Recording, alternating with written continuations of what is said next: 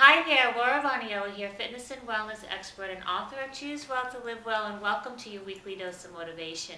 So it's Easter Sunday, one of the holiest times in the Catholic Christian religion, and I have an Easter story for you. So whether you're a believer or not, there's a really great message here. So there was this holy man talking to God one day, and the holy man asked God, Lord, can I take a glimpse of heaven and hell? And God said, sure. So he led the holy man down a hallway with two doors. And the Lord opened one door, and the holy man peeked in. And there he saw a really large room with a large round table in the middle of the room with this huge pot of stew right in the middle of the table. It smelled so good that the holy man's mouth started to water.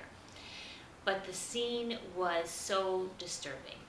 What the holy man saw was a bunch of people sitting around the table looking so miserable and thin and unhealthy, and they radiated discontent and frustration.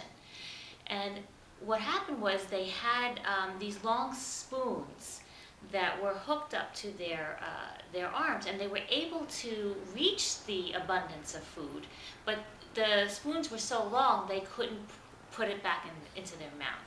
So it was such a miserable scene that the holy man just shuddered, and he had to shut the door. And the Lord said, this is hell.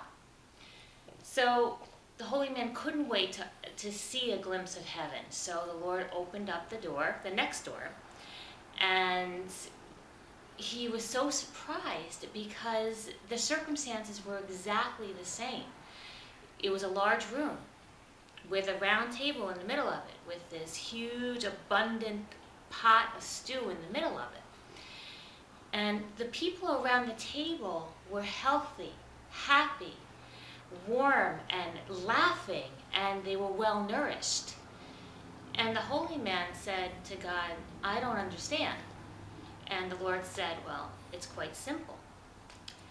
They learned how to feed each other, support each other, and love each other, while the discontent and the frustrated people were selfish and greedy.